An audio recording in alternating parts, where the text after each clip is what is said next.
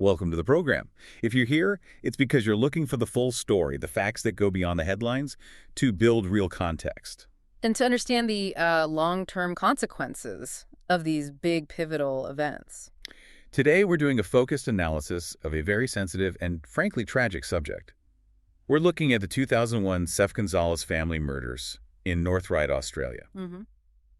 Our commitment, as always, is to a purely objective presentation of the facts. We're drawing from official records, the police investigation, judicial outcomes, and the really significant legal fallout that came after. That's a really crucial point. When we examine the material on this case, it's so much more than just a crime timeline. Right. Our task is to move beyond the initial shock and really understand the full scope.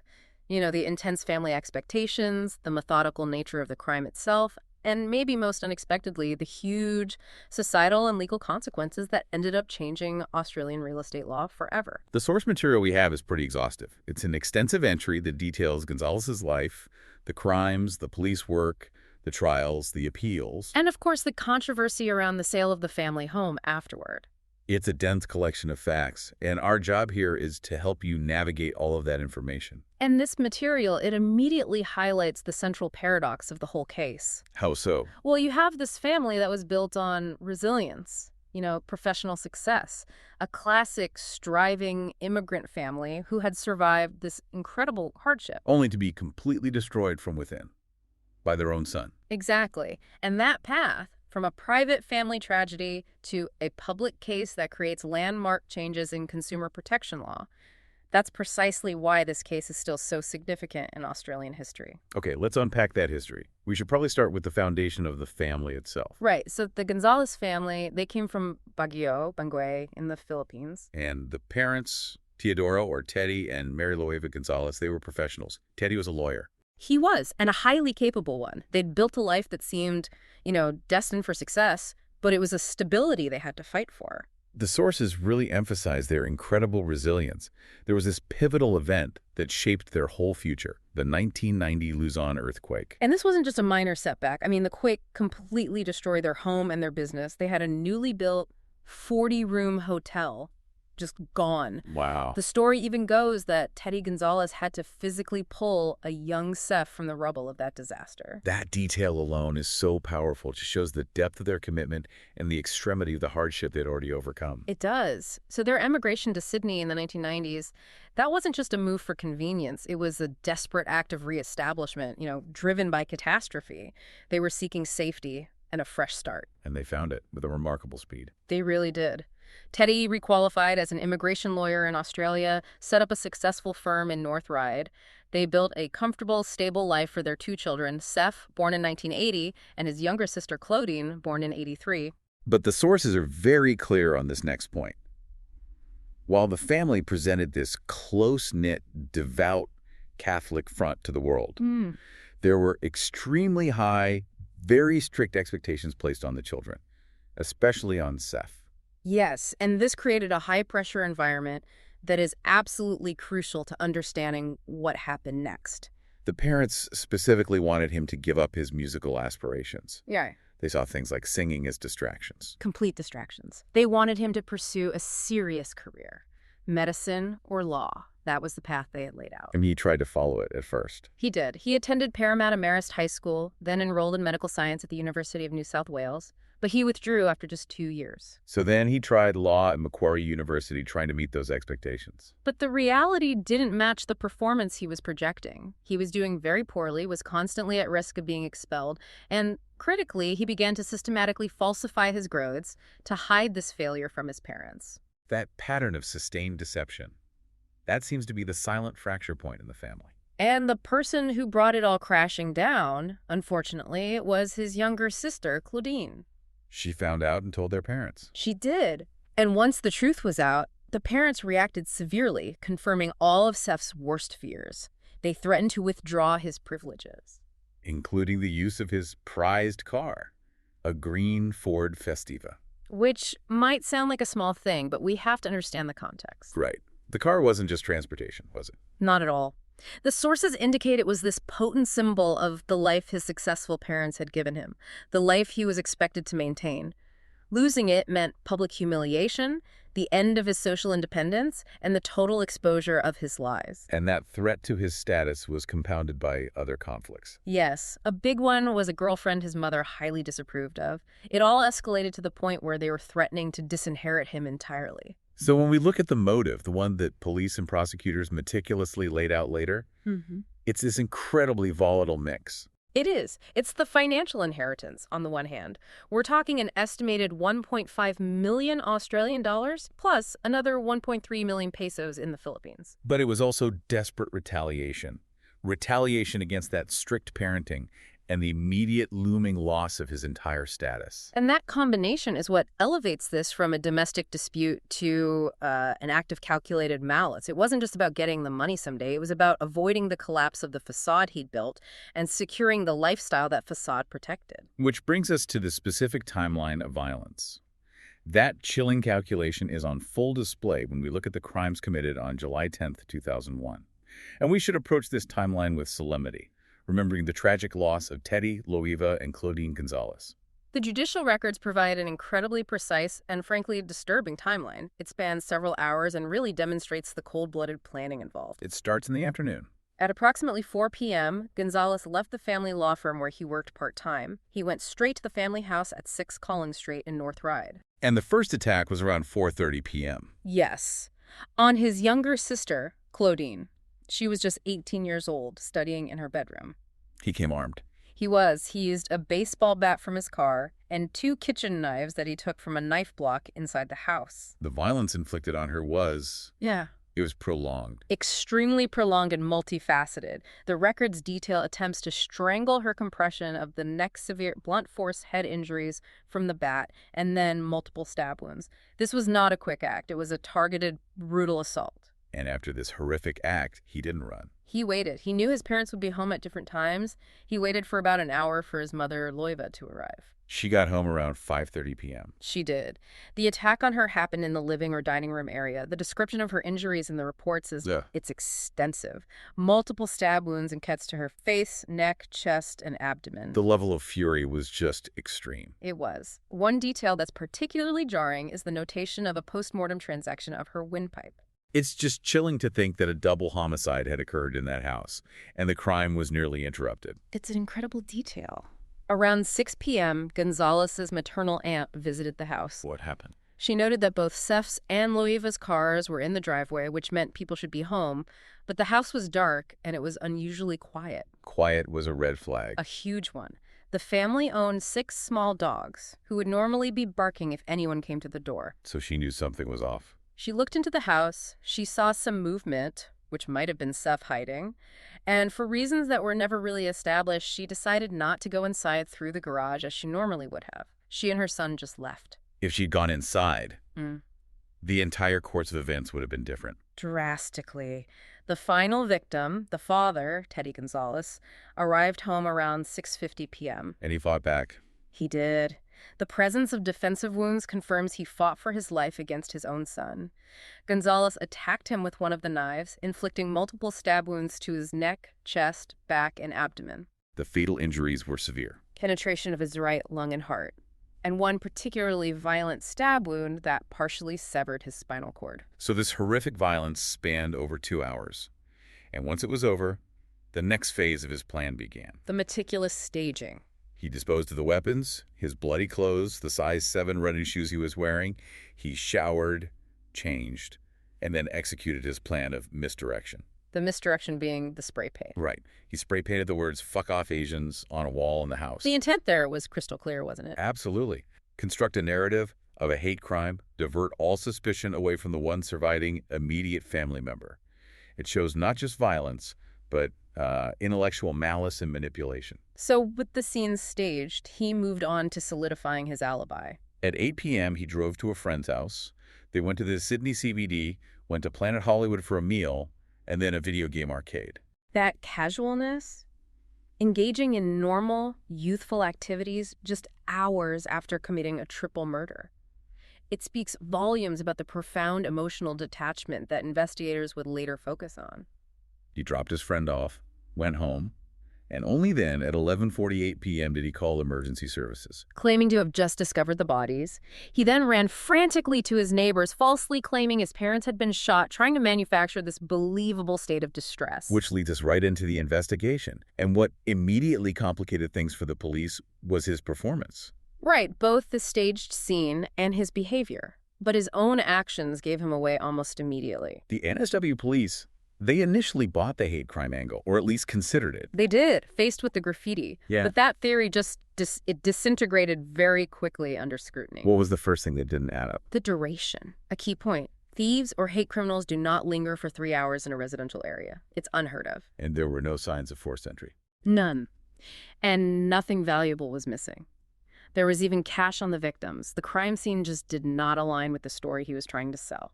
And then you have Sef's very public deception.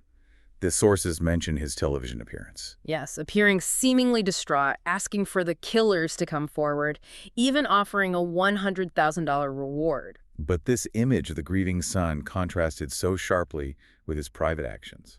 Which screamed motive. The financial urgency he displayed was probably the single biggest red flag for investigators. We're talking within days of the murders. Not weeks, days. He was at the family accountant's office asking how to access his $1.5 million inheritance. He'd already moved into a new apartment in Chatswood. And he wasn't just waiting for the money, he was already spending it. Exactly. He put a large deposit on a $173,000 Lexus, telling the dealership he'd use the inheritance money to pay the rest. The speed of it all is just remarkable. It shows the motive wasn't just about getting rich someday. No, it was about leveraging his parents' deaths immediately to get the lifestyle he felt entitled to. The trial later revealed he traded in his parents' cars and even pawned his mother's jewelry shortly after the funerals. And he was pursuing the victim of crime payout as well. For $15,000, yes. The psychological disconnect just kept fueling suspicion. The detail about the funeral on July 20th is one that investigators really focused on. At the combined service, he delivered the eulogy and then sang One Sweet Day by Mariah Carey and Boys the Second Men. Which many people there found odd. Bizarre and emotionally jarring. Singing a pop song rather than offering a quiet, traditional memorial, it just emphasized his profound emotional distance from the tragedy. And police noted that, his lack of conventional grief, all the inconsistencies in his stories. Like his claim of performing CPR on his family, which the medical evidence completely contradicted. And his deceptions weren't just for the police or the public. He was spinning lies to relatives, trying to get more money. Yes, he falsely claimed to have a brain tumor and asked his godmother in the Philippines for $190,000 for surgery. She refused. Thankfully, yes. But all these actions together, the immediate focus on money, the public performance, the desperate fabrications, they painted a picture of a man focused entirely on self-preservation and financial gain, not on grief. So let's move into how the police started building their case. Yeah. How they used forensics and surveillance to just dismantle this web of lies he'd created. What's really fascinating about the investigation by Strikeforce Tawaz is how quickly they connected these small forensic details to confirm their suspicions. For example, The sources note that paint residue found on Gonzales' clothing matched the paint used for the Fuck Off Asians graffiti, a direct link to him staging the scene. directly implicating him. And then there was the shoe evidence. Ah, the shoebox. Exactly. Investigators found a shoebox in his room that corresponded precisely to the size 7 running shoes used during the attacks, which he'd tried to get rid of. So these early forensic links solidified their focus on him. Absolutely. It prompted them to intensify their surveillance. They started recording his phone calls. They deployed an undercover policeman to monitor him. And the surveillance is what allowed them to just methodically tear his alibis apart. Yes, the sources detailed 2 sequential alibis, each one more desperate than the last. What was the first one? Alibi 1 was pretty simple. He claimed he just waited in his car near his home before driving to another suburb to meet his friend. And the police disproved that. Thoroughly. By December 2001, they had disproved it, likely through cell phone pings or traffic camera records. So, faced with that, he constructed a second, much more elaborate alibi. A truly desperate gambit. He claimed he took a taxi to a brothel during the exact time of the murders. The reason for the taxi, he said, was so his own car wouldn't be recognized near the scene. But that fell apart immediately. Miserably. The prosecution brought forward testimony from both the supposed taxi driver and the sex worker he claimed to have been with. And they both discredited his story. Completely. confirmed he had fabricated his location and actions entirely. This revealed a man not just lying, but pathologically inventing complex scenarios to cover his tracks. He even tried to create other false trails, didn't he? He did. Police uncovered a fabricated email that tried to implicate a business rival of his father's, and then on May 30th, 2002, he staged an attempted burglary at his own residence, trying to keep up the idea that he was under threat from these fictional attackers. But the critical turning point, the breakthrough that cemented premeditation and led to his arrest, it wasn't related to the crime scene at all. No, it came from a bizarre prior threat. You're talking about the product contamination letters. Exactly. Gonzales' fingerprint was matched to a series of letters threatening product poisoning. And this was linked directly to address searches they found on his personal computer. And this forensic match didn't just solve a contamination threat. It blew the timeline of his planning wide open. This is where the depth of his intent becomes truly sickening. The investigation uncovered this extensive evidence of him researching poisons, ordering toxic plant seeds, and most damningly, records of recent unexplained poisoning-like illnesses within his own family in the months leading up to the murders. So the murders on July 10th? They weren't crimes of sudden passion. Not at all. They were the culmination of months of calculated, cold-blooded preparation. He had initially planned to murder his entire family with poison, a method that would have been much harder to trace back to him. And when that failed or was too slow, he escalated. He escalated to immediate, brutal violence. And this sustained malice aforethought was absolutely instrumental in the severity of the charges brought against him. So based on this overwhelming body of evidence, forensic, financial, behavioral Gonzales was arrested by detectives from Strikeforce Tolwas on June 13, 2002. Which brings us to the formal judicial process, the legal verdict, and the many, many appeals that followed. So after the arrest, he's charged with 3 counts of murder. And that 1 count of threatening product contamination, he was immediately refused bail. And there's a real irony in the fact that he was denied access to the family estate to fund his defense. The very assets he killed to acquire. He was forced to rely on legal aid for the trial. The trial took place across April and May of 2004. Mark Tedeschi prosecuted. And he presented this comprehensive narrative of calculated ambition fueled by serial deception. The prosecution's case relied heavily on showing the jury Gonzales' countless lies to friends, family, and the police, painting him as a pathological liar. The court heard all the evidence confirming that dual motive. Yes, avoiding the humiliation of losing his privileges and securing the family property. The evidence of months of planning, starting with the poison research, that allowed the court to confirm the highest degree of malice aforethought. The jury found him guilty on all 4 charges on May 20, 2004. Sentencing was on September 17th. And the sentence reflected the severity of the crime. 3 concurrent life sentences without parole. The judge, Justice Bruce James, made some remarks during sentencing that are still cited today. They are. He used a very specific legal phrase, saying the murders showed features of very great heinousness and fell within the worst category of cases of murder at common law.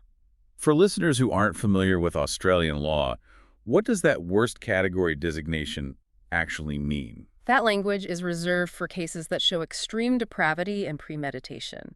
It signifies that the crime was systematic, involved multiple victims, was carried out with calculated cruelty, and showed a total absence of mercy. So it means the judge believes the offender should never be released. Never, under any circumstances. It's a definitive judicial stamp on the cold-blooded nature of what he did.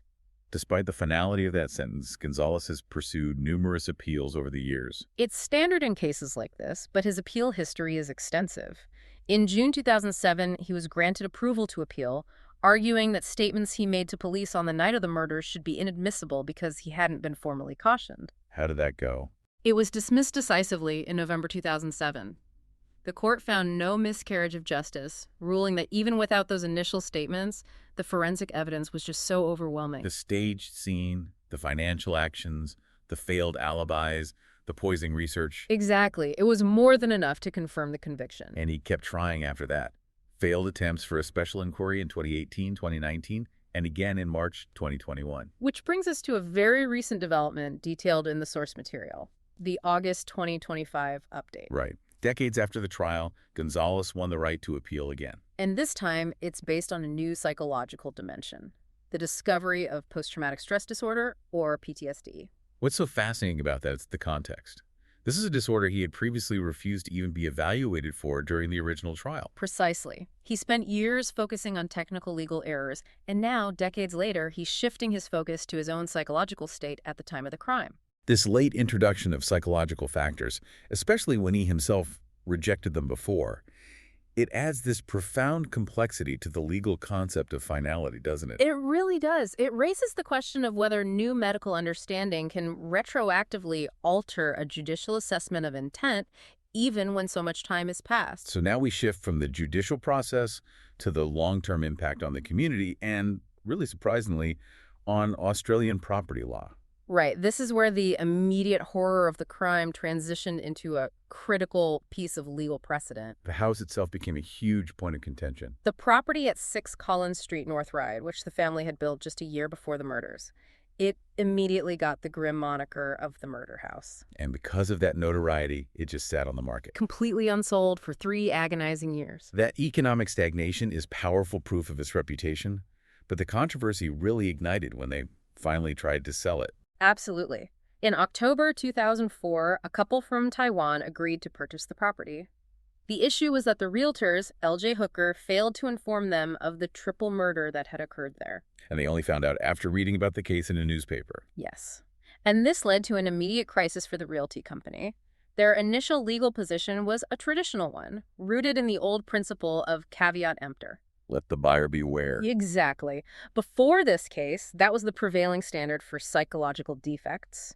Realtors could legally argue they had no duty to disclose a non-physical defect like a murder, even if it clearly scared off buyers and lowered the home's value. The burden was on the buyer to do their research. But the public outrage was just immense. It was. The media storm forced their hand. While L.J. Hooker initially maintained they had no legal obligation, they quickly refunded the buyer's $80,000 deposit to deal with the bad publicity. And they faced formal sanctions. Yes, the NSW Office of Fair Trading fined them $21,000 for failing to disclose material facts. And that incident was the final catalyst for legal change. It was. The source material confirms this case directly prompted the NSW government to step in and enact a new consumer protection law. What did the new law do? It made it explicitly illegal to fail to disclose information that could have a substantial impact on the value of a property. This was revolutionary. It directly overturned the realtor's ability to hide what are called stigmatized properties. So the Sef Gonzales case basically established that the history of a heinous crime is a psychological impairment that must be disclosed. Precisely. And the final sale price of the house quantifies the exact financial impact of that impairment. It finally sold in November 2005. 4 years after the murders for $720,000. And crucially, that was $80,000 less than what the previous buyers had agreed to pay before they found out the history. This new buyer was fully informed. That $80,000 difference is the undeniable proof the legislature needed. It is. It quantified the substantial impact of non-disclosure and showed that a tragedy like this does, in fact, diminish the objective market value, making the new disclosure law justifiable consumer protection. It's an incredible conclusion. The ambition and deception of one man not only destroyed his family, but also forced this necessary evolution in Australian property law. A truly powerful, if tragic, legacy. So we've walked through the tragic contrast between the Gonzales family's ambition and Sef's profound deception. We've traced the extensive, chilling detail of the planned crime. And established the direct link between this terrible event and the new consumer protection legislation in New South Wales regarding property history. This comprehensive review of the material really leaves one final thought for you to reflect on. Considering that 2025 update, the appeal based on PTSD, a disorder Sef Gonzales previously refused to acknowledge, you should consider the long-term ethical and judicial implications. How do psychological factors introduced decades after the fact challenge our concept of finality and justice? And what does that mean for incarceration when a defendant's own prior stance is used as part of a modern appeal strategy? Thank you for joining us for this rigorous discussion of the source material. We hope this analysis has been thorough and insightful. Thanks for listening.